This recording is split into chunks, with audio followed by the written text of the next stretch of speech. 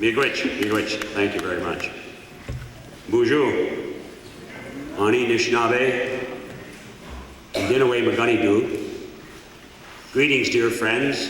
We are all related. WaBun-Inini, Indishani cause. Missionary colonial name, Vernon Bellecourt. Shagagi Indo Dame, Gao Babe Ganika Ganishinabe, and Dana Kiwad. I am a member of the Crane clan of the great Anishinaabe, a word in our language that describes us as the people. We are commonly referred to as the Chippewa or the Ojibwe.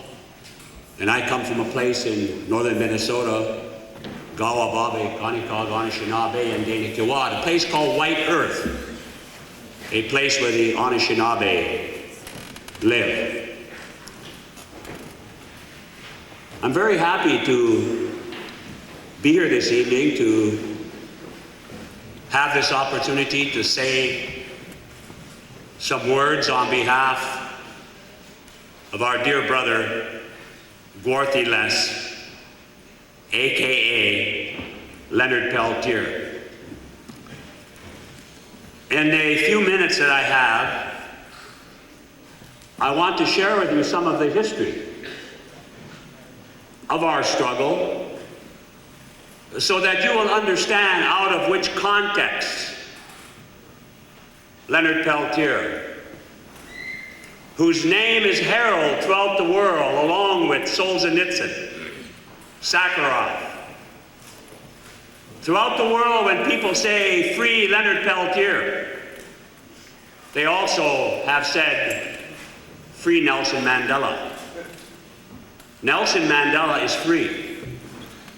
And we must continue the international campaign that so many, as I look out here at friends, brothers and sisters, some who I have not seen for some time, that their spirit is here, joining with you and hundreds of thousands of people throughout the world who are saying very clear that after 17 years, it's time that they open the gates of Leavenworth and allow this brother to return to his family, to return to the community, where he will play a very important role in the continuing struggle of the indigenous peoples of this land, called Indians by the colonial pirate Christopher Columbus more than 500 years ago. We have said for a long time that it's the Columbus legacy that continues yet today, that has made it necessary for a peaceful people. I and others of our movement have visited the state of Chiapas in southern Mexico. Some years back, I had an opportunity to visit the refugee camps in Mexico, in Chiapas, where at that time more than 300,000, very peaceful, many of them very devout Christians, Catholics, who have had to flee the US-supported death squad governments in Guatemala that has claimed 50,000 Indian lives, 8 years under Ronald Reagan, 4 years under George Bush, and 12 years, 50,000 of our people have been murdered in Guatemala. And I will repeat, by the US-supported death squad government of Guatemala. Since 1954, when the CIA engineered a coup against the democratically elected government of Arbenz in Guatemala, as many as 300,000 people, many of them in the flower of their youth, students, student leaders, trade union leaders, presidential Democratic candidates, have been assassinated in that country. And this is why the people of Chiapas have stood up against 500 years of the Columbus legacy. That same legacy that has claimed in less than 500 years as many as 12 million of our people here in what is called the United States have and continue to remain the victims of America's longest war. As many of you know, when I look out here, I see many faces of brothers and sisters who were with us in 1972, when we said we were going to make one last desperate effort to bring about corrective change that would allow a future for our people here in what is called the Americas to survive and to prosper and to perpetuate a living culture forward into the next century. It was called the Trail of Broken Treaties. The preamble to the 20-point manifesto that was drafted by men and women across this country who came together to confront the Nixon administration for their continuing exploitation of Indian lands and resources. The preamble reads as such: "We need not give another recitation of past complaints, nor engage in redundant dialogue of discontent. Our conditions and their cause for being should perhaps be best known by those who have written the record of America's action against Indian people. In 1832, in what was called Black Hawk's War, you notice they always blame it on the victims. In 1832, Black Hawk correctly observed, quote, "You know the cause of our making war. It is known to all white men, and they ought to be ashamed of it." The government of the United States knows the reasons for our going to its capital city. Unfortunately, they don't know how to greet us. We go because America has been only too ready to express shame and suffer none from the expression, while remaining wholly unwilling to change to allow life for Indian people. We seek a new American majority, a majority that is not content merely to confirm itself by superiority in numbers, but which by conscience is committed toward prevailing upon the public will in ceasing wrongs and doing right. For our part, in words and deeds of coming days, we propose to produce a rational, reasoned manifesto for construction of an Indian future in America. If America has maintained faith with its original spirit, or may recognize it now, we should not be denied.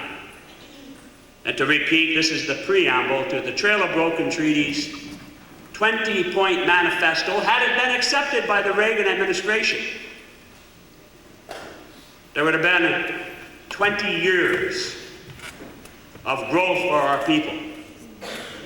And yet today, the prisons of this country are crammed disproportionately with Indian men and women who make up a disproportionate percentage of the prison populations across this country. In Minnesota,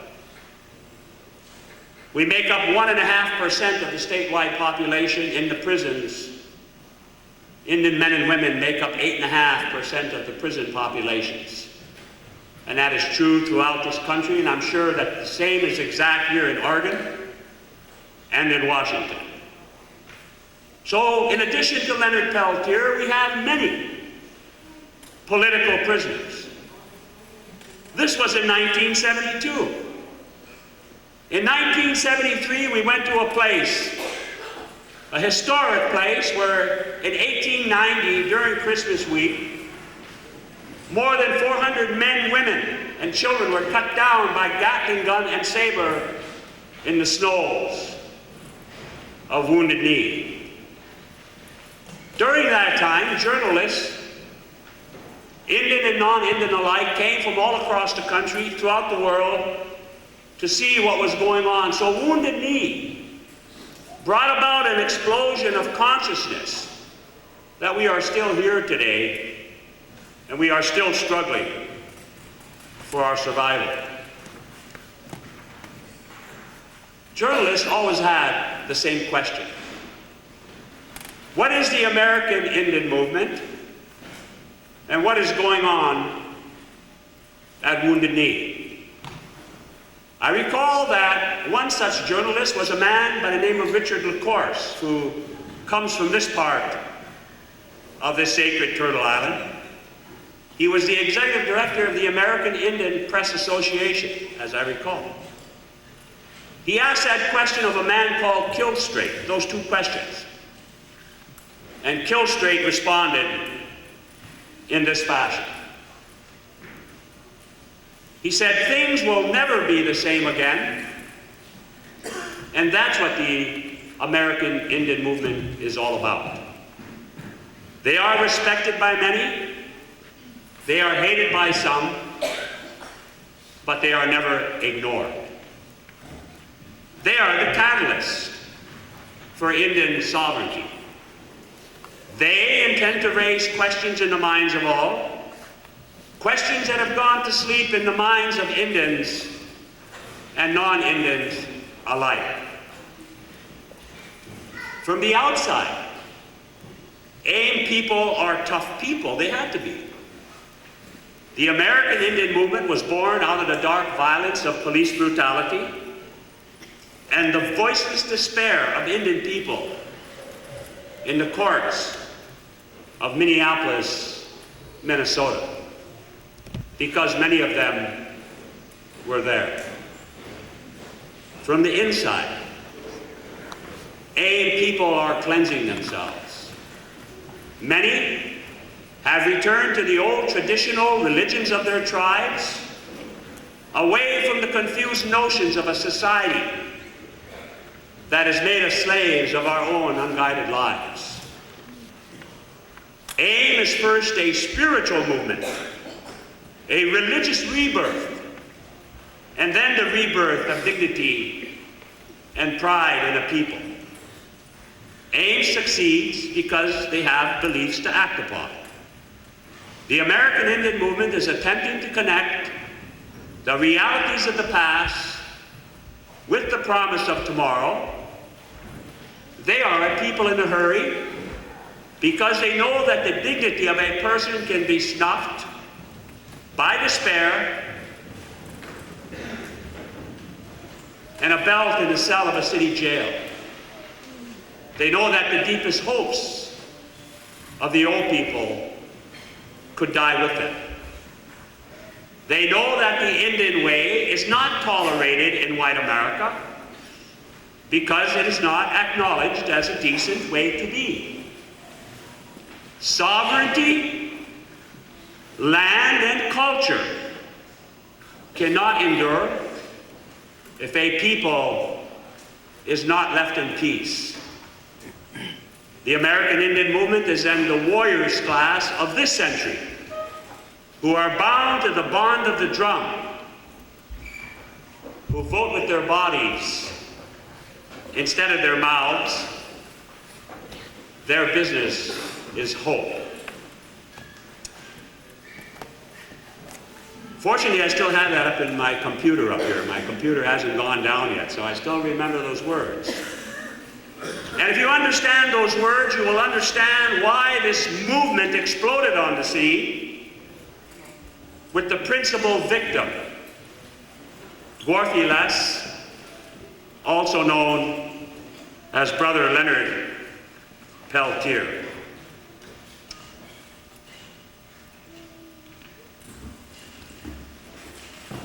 I think what I would like to do,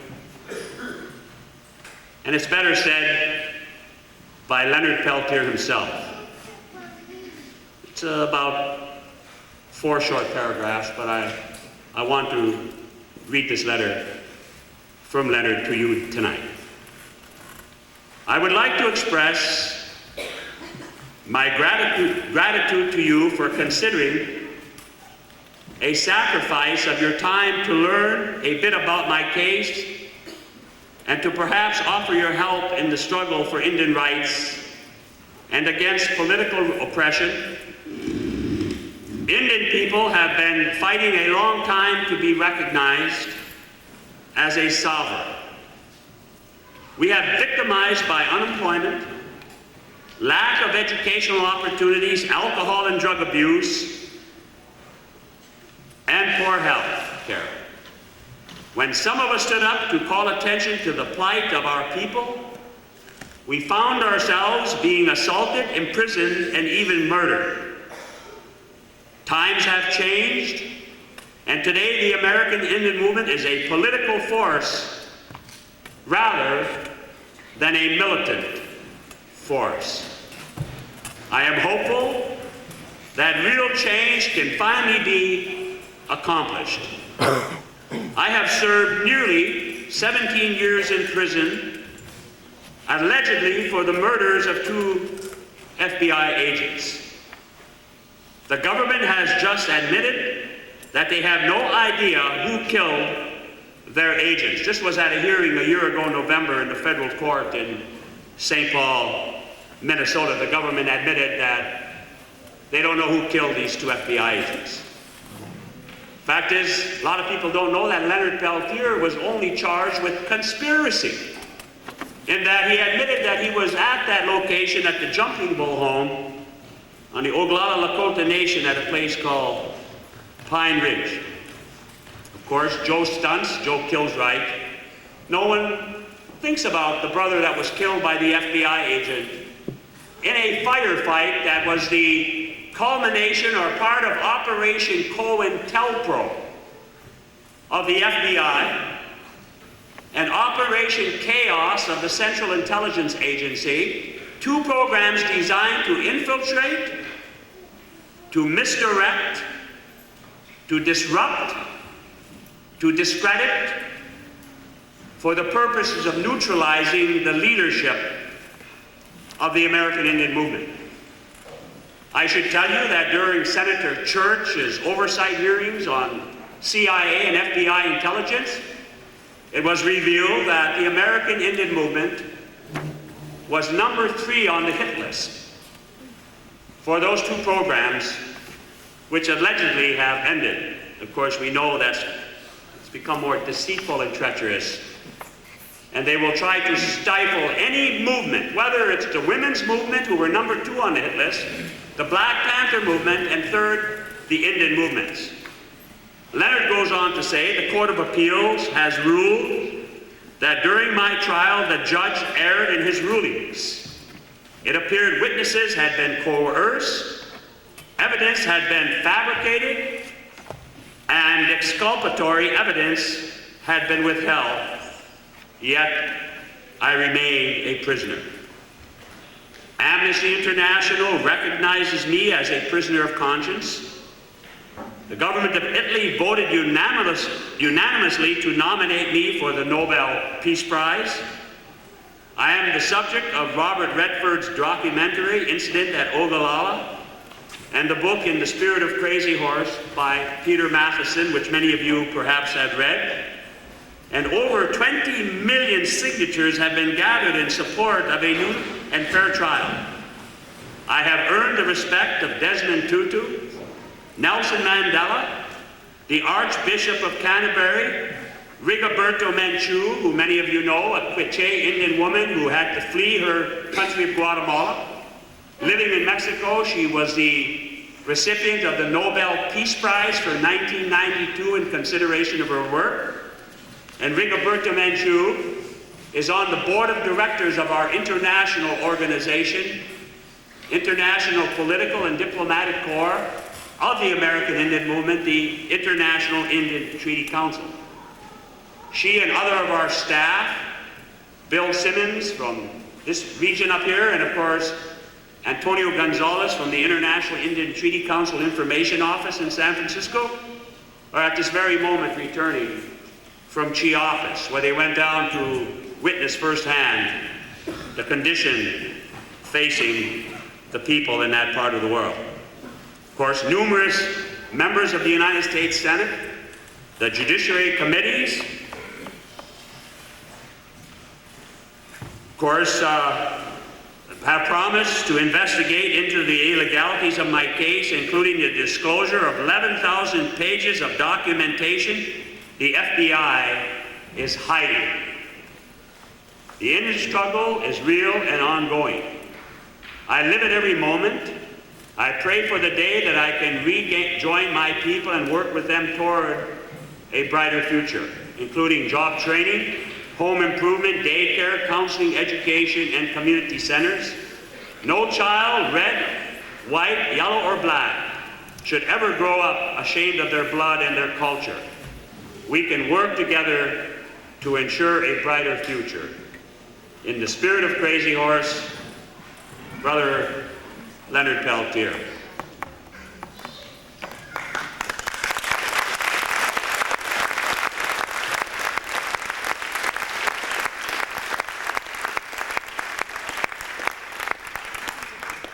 I believe it was a great leader by the name of Chief Joseph who said that all honorable people belong to the same tribe.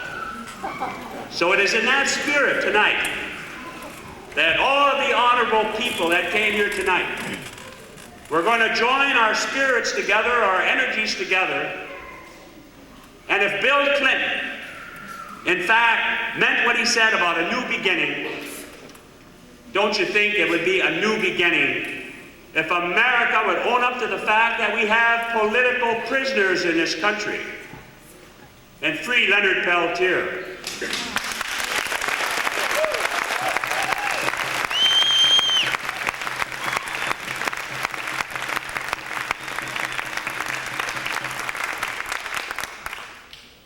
Leonard Peltier is a brother of the Dakota and the Anishinaabe or Chippewa Nation. He is our relative, and he is our brother. Leonard Peltier stood against centuries of exploitation of Indian land and resources. The wealth of America has been built on the blood of 12 million Indian people that have been destroyed in 500 years in what is now called the United States. People must understand that. You have done quite well in our country. It's time to give back. Back on May of 1874, a chief of the Anishinaabe by the name of WaBun-Inini, White Cloud, here is what he said, and this is what Leonard Peltier also stands for. Land cessions always mean the loss of political power. Cash payments for land mean little if a tribe has no political power and consequently no control over the money paid for the land. Any reservation of land has to include the reservation of resources from the land. When we heard that our pine had been sold without consulting us, I cried and prayed that it might not be wrested from us without our consent. It is a great point with us. Let it go, and what have you left us Chippewa Indians? Nothing. The pine soul is as much ours as the reservation. Finally, before I think we introduce the next performers, I would like to share with you something that was said by another great leader, Poundmaker, in 1886. I lecture throughout the world. Many of us have had that great opportunity to take our message in many parts of the world, and I always share these words with those who will sometimes say, I, one person, what can I do? We feel so disenfranchised politically. We have no power. And I always go back to the words of this great leader, and I think that I will conclude with this. You are the same people who fought so well and so bravely on Cut Knife Hill. But you are going to have to fight yourselves and this new way of thinking that we are less than they are, because it is not true. It would be so much easier just to fold our hands and not make this fight, to say, I, one man, can do nothing. I grow afraid only when I see people thinking and acting like this. We all know the story about the man who sat beside the trail too long, and then it grew over, and he could never find his way again. We can never forget what has happened, but we cannot go back, nor can we just sit beside the trail. Our old way of life is gone, but that does not mean we should sit back and become imitation white men. Our beliefs are good. The spirits served us well. No white man has yet shown me anything that is better. We at least live by what we believe. They talk of loving all men, of being humble and generous and truthful. And from what I learned in prison, their Jesus was like that.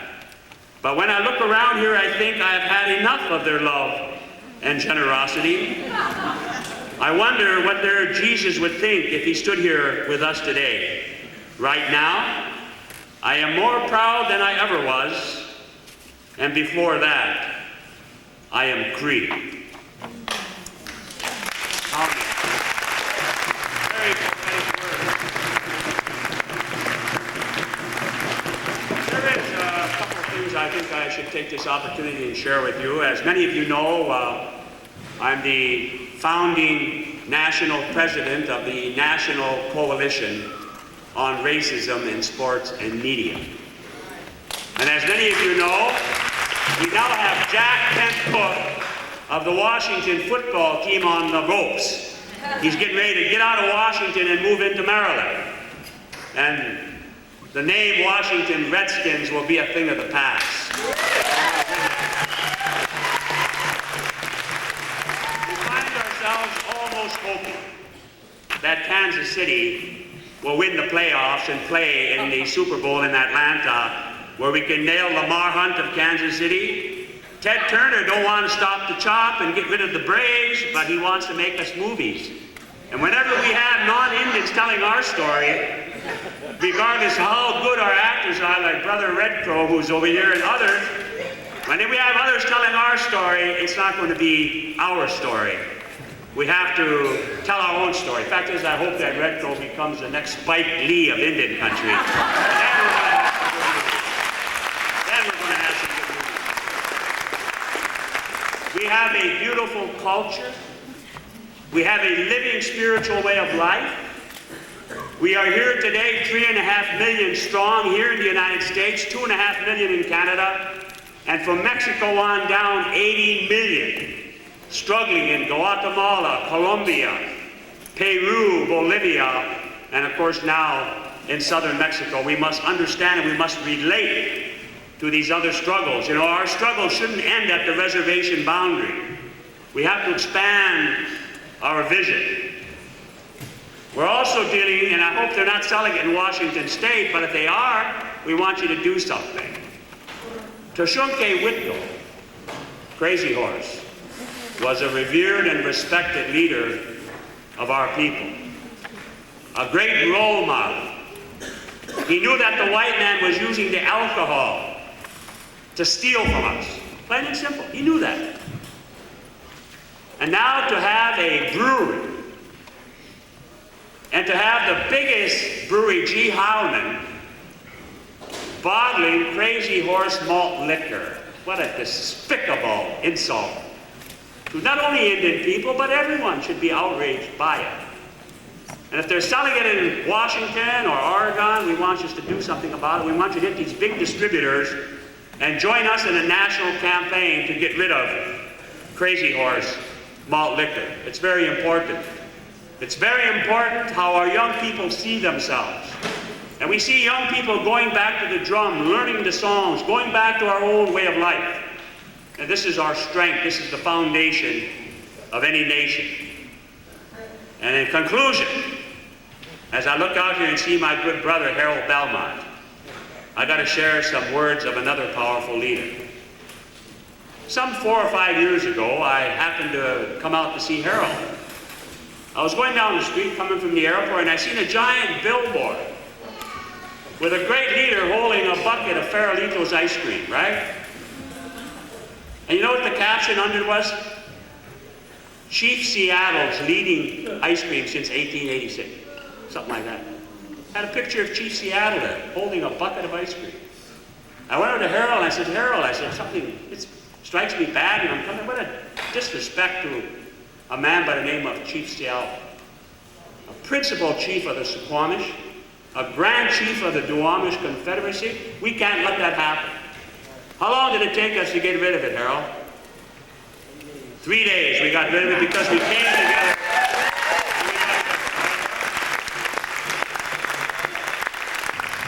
Now, we don't know, oftentimes a lot is lost in the translation. So I'm not going to say that Seattle exactly said these words. You know how some writers, they like to embellish and like to take away and add. But I heard that Seattle said something like this, and I want to conclude with this. Whatever befalls the earth, befalls the people of the earth. We humans did not weave the web of life. We are merely a strand in it. What we do to the web, we do to ourselves. Tribe follows tribe. Nation follows nation. Like the waves of the sea, it is the order of nature. And regret is useless. Your time of decay may be distant, but it will surely come. For even the white man whose God walked and talked among them as friend to friend, he could not be exempt from the common destiny. We may be family after all. We will see. Miigwech, thank you very much. Appreciate it.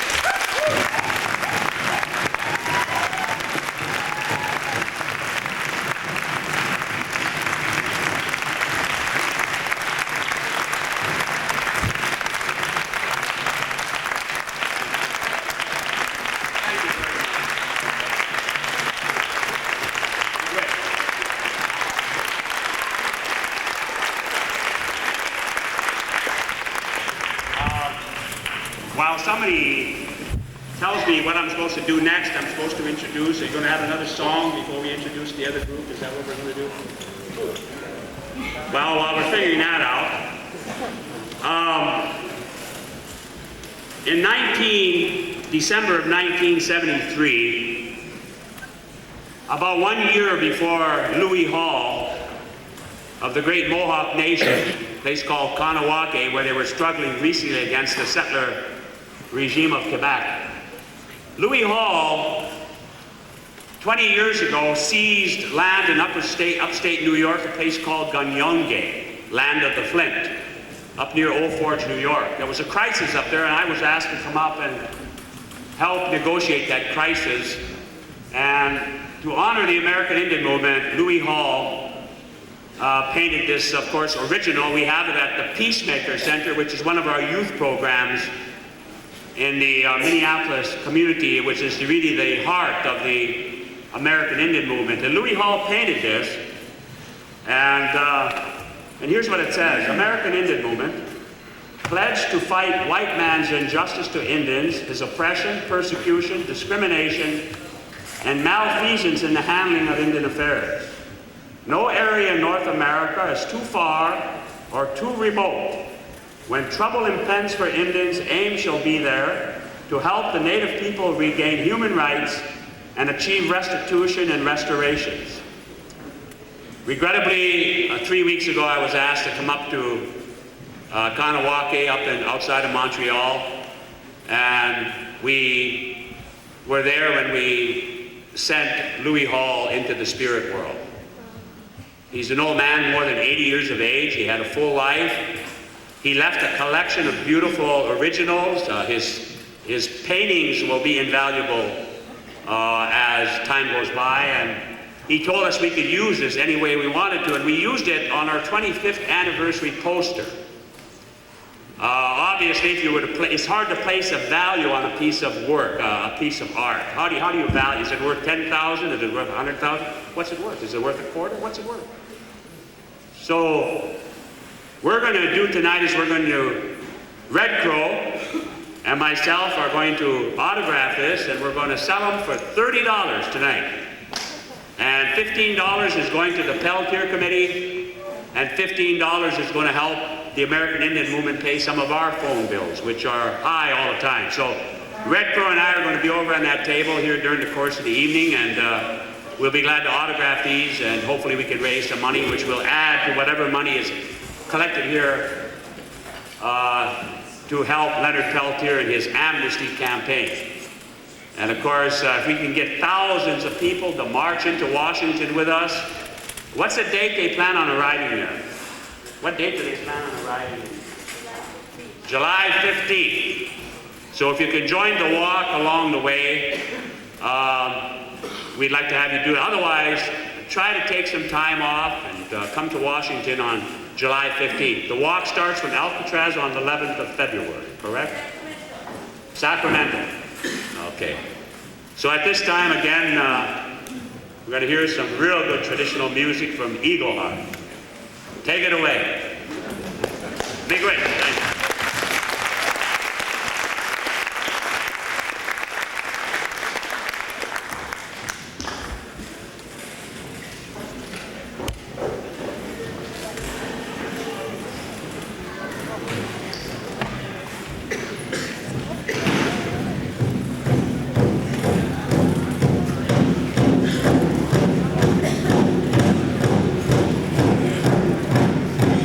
Wow!